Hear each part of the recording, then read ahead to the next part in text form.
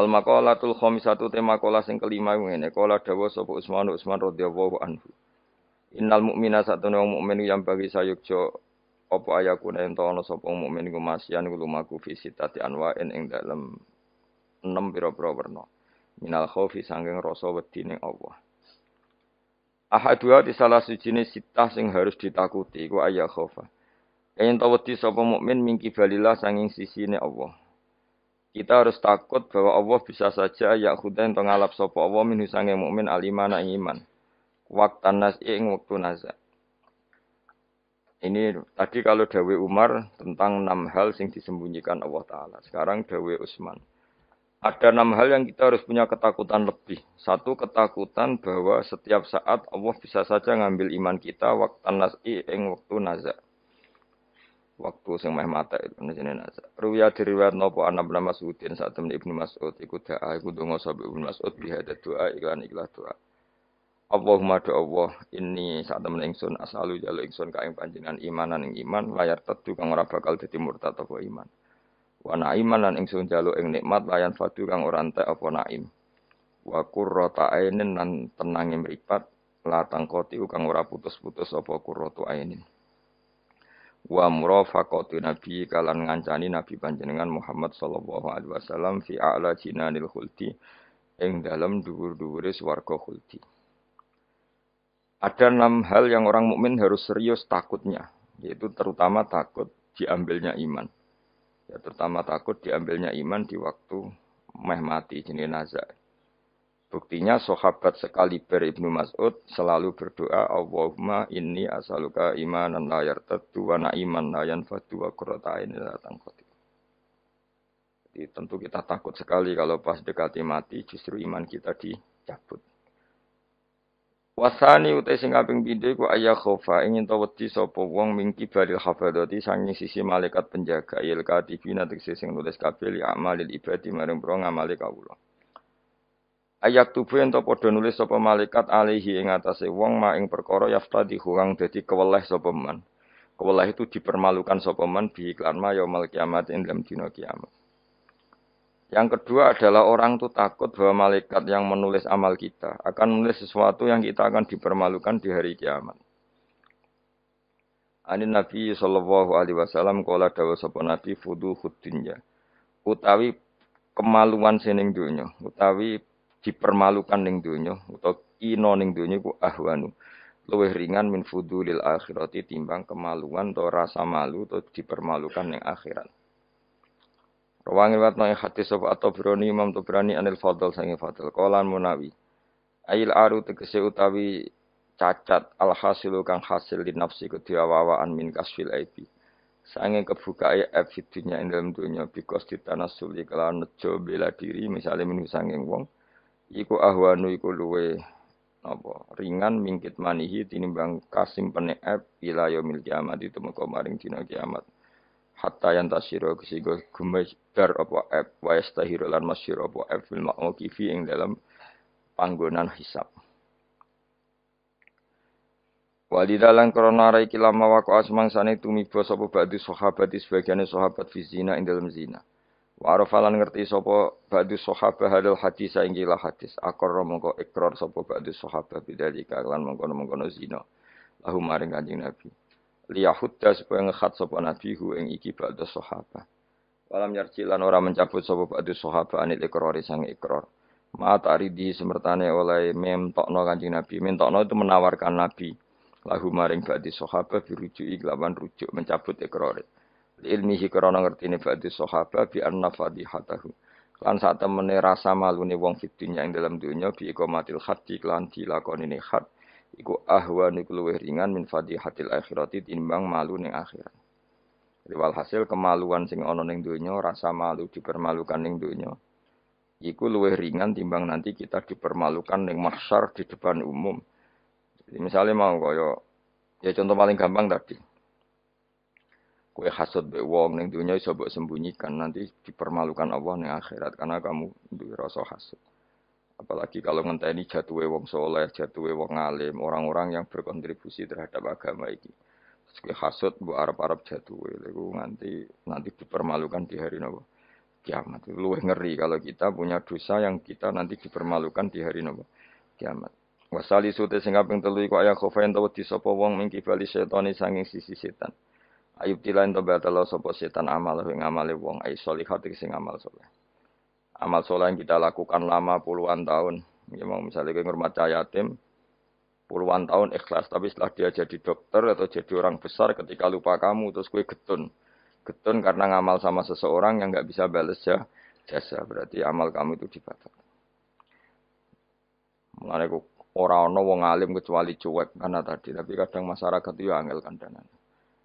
Hampir semua orang alim itu nggak suka kenal santrinya, bukan karena nggak mau, bukan karena tadi sebetulnya ingin sebar mulang ya wes mulang. Karena kalau kenal takutnya itu memanajemen atau ngatur-ngatur. Engko akhirnya terus kena gak dituruti seakan-akan wong ngaji ini mbak aku kok gak nuruti aku.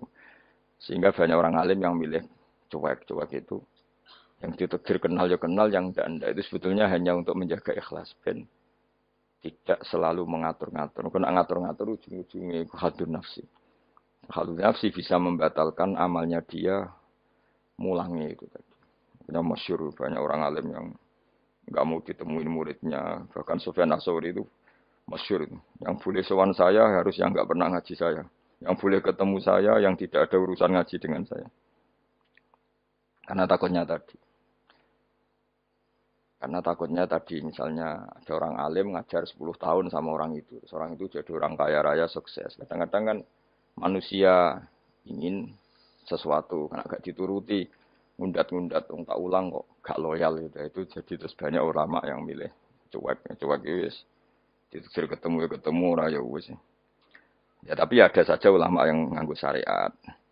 Justru dikumpul lo, ben ada ikatan sampai alumni, ikatan sampai macam-macam. Ya tapi itu ijtihadnya orang macam-macam lah. Yang jelas pastikan bahwa semua itu tidak hazun nafsi, tidak karena keinginan itu. Itu memang berat apa ya, aturan-aturan menjaga ikhlas itu berat. Yang jelas saya pastikan ono wong gawe perkumpulan grup alumni ngaji itu alumni apa saja asal ndak nafsu gak apa-apa. Tapi kalau kira-kira itu nafsu ya udah usah diteruskan karena nanti takutnya barang yang kita lakoni misalnya kalau kula mbek jenengan kan ngaji Jalalain nama. Saya tentu suka nggak kenal kalau nuruti karena itu lebih aman secara ikhlas. Tapi kalau terlalu begitu nanti takutnya nggak ada silaturahim, nggak ada penguatan agama Allah karena nggak ada muasalah, nggak ada sambung menyambung. Itu kan setan itu kan di sisi muasalah ya kamu diganggu karena nanti bisa memanajemen kalau tidak tersinggung. Itu juga setan. Tapi kalau terlalu tertutup memutuskan diri, mungkin selamat ikhlas karena tidak berharap dari mereka. Tapi resikonya ada beberapa santri kita yang nggak pede ngiyai karena nggak sambung dengan kiainya. Atau nggak pede ngiyai karena nggak kenal kiai indukannya karena takut hukum raiso dan ilmu pas-pasan. Itu kan repot. Dan itu harus dikelola secara ikhlas. Saya punya sekian santri yang di Papua, di mana-mana. Kalau nggak sambung saya nggak berani. Takutnya kalau ada pertanyaan hukum dia tidak bisa jawab. Ada orang-orang yang sebaiknya kita tidak sambung. Karena tipikalnya memang nggak suka sambung. Mungkin dia wataknya pemalu. Atau wataknya tertutup. Kita kan tidak pernah tahu-tahu watak. Ya kalau masalahnya putus ya putus. Tapi jangan putus hubungan hati. Tapi dia tipikalnya orang yang nggak suka kumpul. Cara Jawa itu isinan. Kan orang itu kan macam-macam.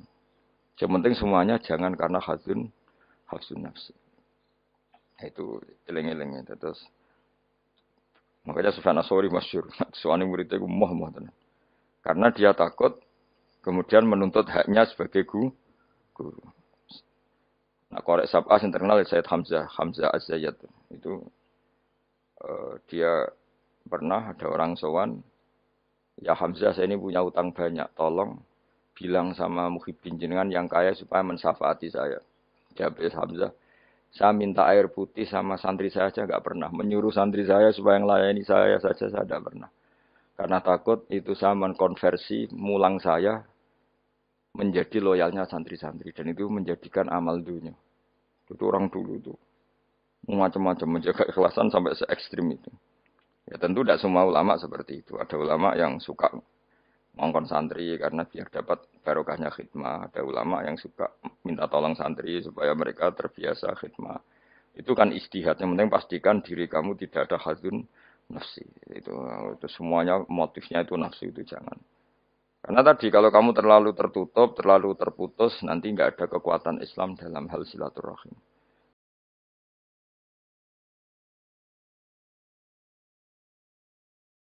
Makanya dari Imam Ghazali ya tidak semua ulama kayak Hamzah Az-Zayyad, tidak semua ulama kayak Sufyan As-Tsauri. Tapi juga kamu jangan terlalu manajemen. Kira kuwabe umatem mbok anggap aset. Akhir rombongan umroh spiro mat sak lagi terus dihitung ngene. So, itu kan ya terus repot semuanya diasetkan apa? Semuanya diasetkan. Itu ya bahaya betul itu. Bukan bahaya pada dirinya dia tapi juga bahaya bagi kelangsungan agama karena semuanya jadi materi, jadi aset, jadi itu. Ya sudah kita ngikuti aturannya Allah dan Rasul. Ya cara kula paling gampang ya wis alami wae alami nak sing ditakdir Allah kenal ben kenal ora ya wis penting wis buen ngono kabeh. Ya sudah darhum sudah sementing tadi ikhlas. Cek kamu memilih tidak kenal ya yang niat ikhlas, milih kenal yang niatnya ikhlas. Semuanya semua itu tidak hadun nafsu. Yang jelas paling parah itu Sufyan Ats-Tsauri, masyhur. Saking masyhurnya sampai beliau tahu kecemplung sumur ning Arab itu kan sumure ya mesti ini rapati jero sumur. Padahal dia gurunya Imam Syafi'i, gurunya ulama-ulama top. Siapa yang enggak kenal Sufyan Ats-Tsauri? Setiap ada yang menolong, kamu pernah ngaji saya, ya pernah. Siapa sih yang kawasan sini yang enggak pernah ngaji jenengan? Semuanya mau ditulung. Mereka khawatir nulungnya mereka itu sebagai imbalan tahu ngaji. Akhirnya ana muridé sing pinter ya rada kurang ajar tapi pinter. Golek wong beduwi sing ora tau ngaji, mergo ditulung sapa ora gelem. Akhirnya ana beduwi ya rada jakali, iku lho ana wong kecemplung sumur tulu, beduwi rono. Kamu ngaji ya, ambek kowe ora kenal ngaji opo. Aja terus gelem ditulung mbek beduwi. Mergo ora tau apa. Berarti wong iku nulung ya ikhlas, mergo ngerti ana kecemplung ditulung. Sufyan Ats-Tsauri ya gak perlu jadi kompensasi. Tahu ngaji sampai segitunya. Itu paling ekstrim dalam bab itu tuh Sufyan Ats-Tsauri. Tapi wong ya keramat. Hamzah Az-Zayyad itu termasuk korek sabah dengan di antara qura sabah ada namanya Hamzah itu ya keramat. Ya ayo kakek manajemen santri ini gue serang arah keramat. Ya, tapi yo rapopo tapi serapati keramat. Ya karena tadi apa ya tetap lama-lama itu jadi hadun nafsu. Misalnya kiai ini di biro umroh terus anak buahnya santri ini juga umroh lewat travel ya rodok piye terus kamangane ra enak. Tapi ya tidak salah, tentu ya sah saja karena santri ini ya kurang ajar juga. Wong karuan kiai ini di biro kok daftar biro liya kiai ini sama santrinya ya kacau juga. Tapi kiai ini terlalu berharap ya kacau juga. Yang sing selamat sapa? Sing karuan ra kelar umroh iku malah selamat. Ya. Sing diri apa nih bocah ra kena ora ngono manfaate lah kemana. Ya tapi memang jangan berlebihan karena tadi ketika ada kiai tidak mau bikin biro umroh kemudian yang bikin orang fasik atau orang lain kita ya kedosan karena nyugeno wong nopo fasik. Tapi ketika kamu bikin terus sampai tomak ning santri-santrimu sendiri juga bisa fasik karena terlalu memanajemen santri. Ya itu memang hidup tuh gak gampang. Tapi yang jelas yang gak bikin pun potensi dosanya tinggi karena tadi semua orang soleh tidak bikin alasannya jaga ikhlas kemudian yang bikin wong fasik. Akhirnya komunitas ibadah umroh hanya dinikmati wong-wong nopo fasik karena mereka bisa bisnis secara baik. Tapi nak yang melakukan untuk orang soleh kan ya bagus karena yang labanya untuk orang soleh kemudian manfaat untuk pondok untuk umat. Yang jelas gak gampang lah, ngelola kebaikan gak gampang. Tapi semua itu bil ilmi, harus ada ilmunya. Mungkin suatu saat aku ke biro umroh. Pertama sing umroh kue, ceblok nang Pakistan bentuk.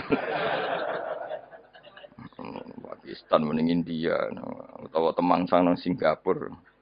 Barang komplain, lagi terlantar gini komplain, kue terlantar nih masar barno.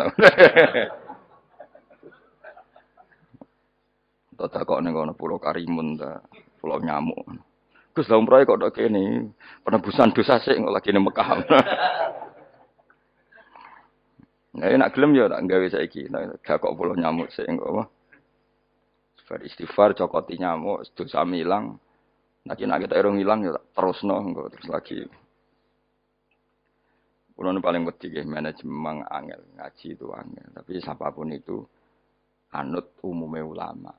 Setahu saya guru-guru kita ku ya ana sing gawe warung, ana sing duwe toko karena tadi nak santri blonjo ning liyane ya sakake kiaimu. Tapi kalau terlalu berharap ya sakake santri itu kan enggak gampang memanajemen itu. Begitu juga umroh ya gitu, haji ya gitu semuanya. Makanya Rasulullah itu unik. Rasulullah itu di banyak hal juga kelihatan nggak apa-apa nggak kenal sahabat. Karena ya mungkin Nabi ingin semua orang punya dunia sendiri-sendiri. Gitu. Tapi kadang kelihatan tanya-tanya sahabat yang nggak hadir ditanyakan, yang nggak kelihatan ditanyakan. Ada yang nggak ditanyakan karena tadi tipikal orang tuh macam-macam. Ada yang suka ditanya, ada yang suka enggak. Allah bikin watak manusia kan beda-beda. Ono sing wong sowan kiai malah ngel-ngelo kiai. Saking sopane mlungker terus nak gak ditakoki gak omong. Malah bingung lho kiai ini maksudnya ku piye sowan mau mlungker tok terus. Nah, ono sing sowan niku saking ramae men omong ngerti kiai ini ra keduman omong. Jenenge wong akeh, ngono. Wong akeh. Ya sing barno semacam-macam dunya. Malah ngel-ngel wong semua terus piye dia ini bukan piye. Dikandani ora roh maksude ku piye. Ditakoki yo keselen takok. Mau jawab sitok apa? Saking sopan. Warafi uta kang kami papat tu ayak khofa ing to wedi sapa wong mingkibal di malakil mauti saking sisi malakatul mauti. Ayak khoda ento ngalap sapa wong ing wong ayak bida tegese jupuk sapa wong ruhahu. Yak bida tegese jupuk sapa malakul mauti ruhahu ing nyawane wong halakoni. Ing tingkah anane wong fi ghaflatin ing dalam lali anillahi taala sing Allah taala bahtatan kelan dadakan efujatan tegese dadakan min wairi taqaddumi sababil mauti saking tanpa sebab pemulaan kematian. Kita selalu takut ujuk-ujuk malakul mauti jupuk nyawa kita dalam keadaan lupa Allah Subhanahu wa taala.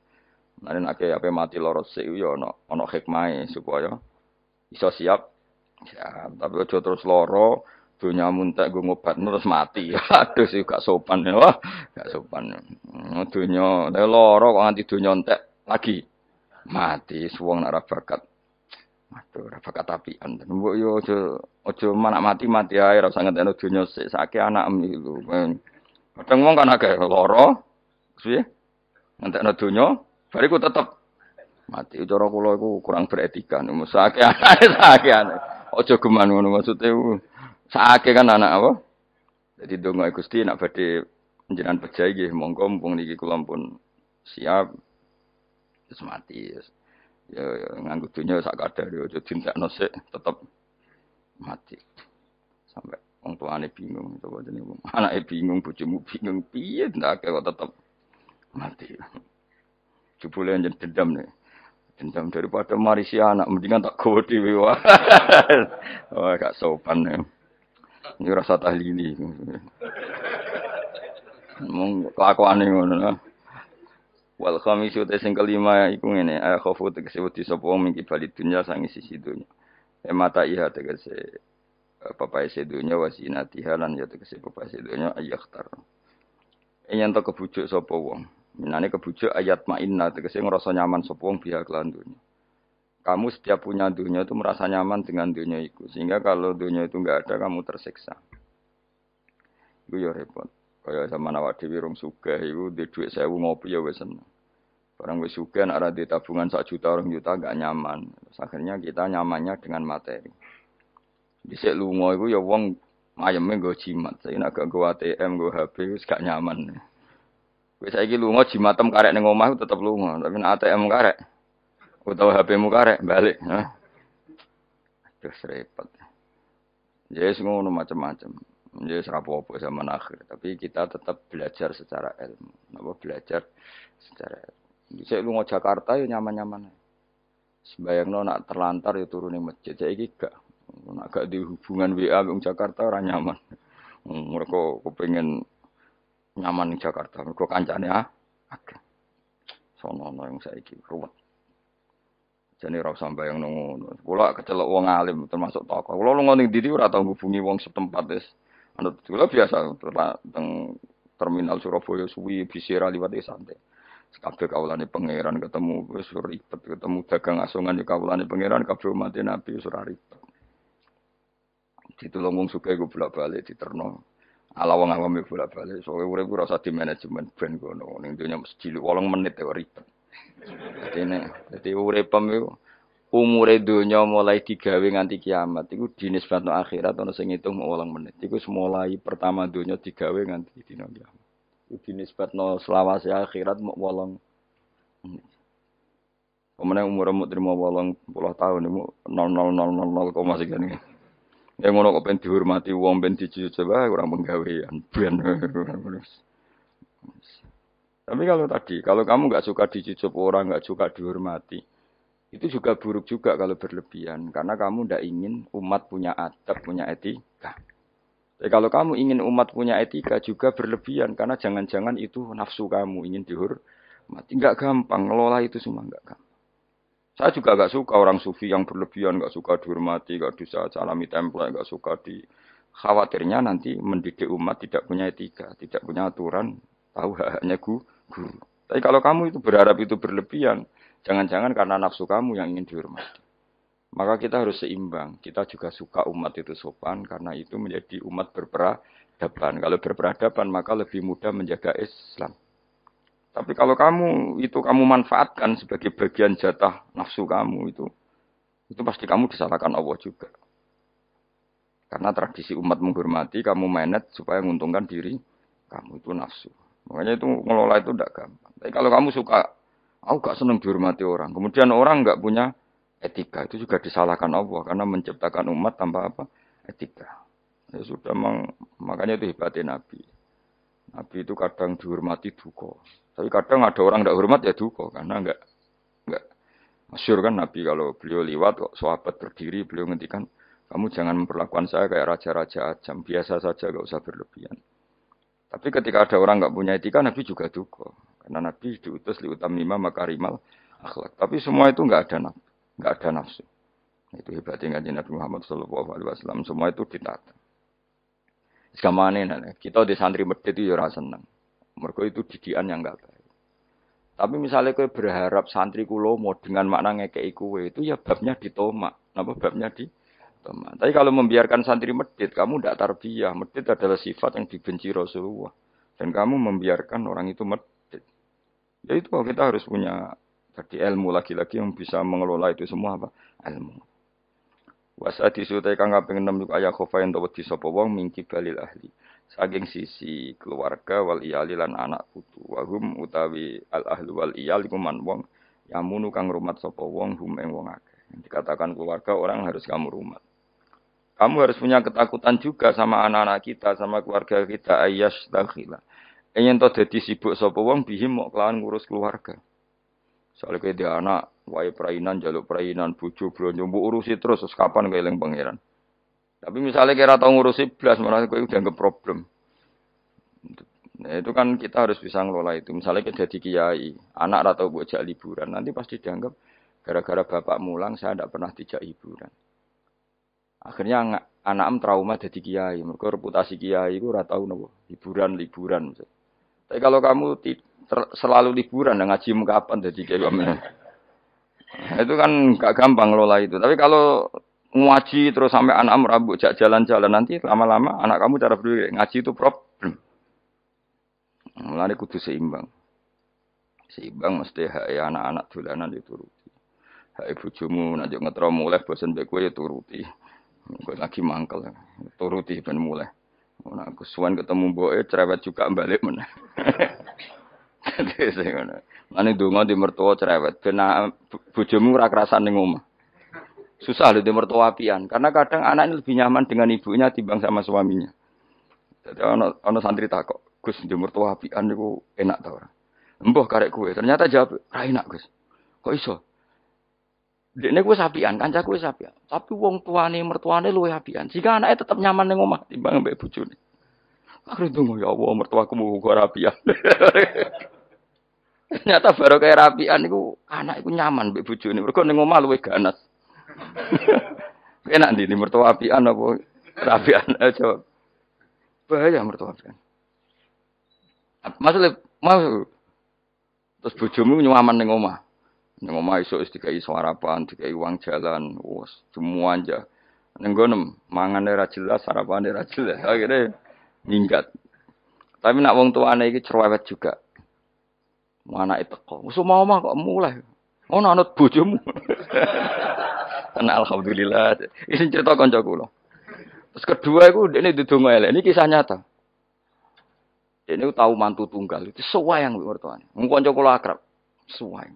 Padahal bocah iku ora tau duwe dhuwit. Kanca kula niku ora disenengi rezeki. Ketoke ora di hubungan baik sama malaikat Mikail. Wis jenenge rezeki gak seneng. Jenenge di dhuwit tak kei. Dalah wong roh dekne kuwi ora kepengin ngekeki. Kula ngekeki dekne maksa asline ora kepengin mergo wis ngerti nak Mikail gak pati berkenan. Tapi sering tak kei dhuwit. Dungane ku elek ra karuan. Dia pertama ora tau donga. Suwe-suwe iku jadi ayu, adik IP-ne ku ayu, dirabi wong sugih. Oh tamat dene riwayat. Kok mertuane terus wayang mbek mantu sing anyar. Mantu anyar ku ngajekno mertuane ngumprono ndekne ku. Akhire mertuane iku ya Allah bodoh kula Gusti di mertua di mantu melarat. Saiki bodoh di mantu sugih. Ngenes langsung lara. Jadi di antara kadang ono masalah itu kita tidak pernah ngira. Ya mau pas mantu tunggal gak di rival terus boleh ono mantu pendatang jebule iki luwe prospek. Iku yo mahjubno wong akeh. Jadi tidak semua kebaikan mendatangkan berkah ya iku. Padahal mantu sing anyar ya wong apik. Ya wong apik dene sugih mertuane diumrohno terus dikai dhuwit kan ya apik. Tapi iki terus ngenes terus. Mahjub terus dianggap problem malah terus.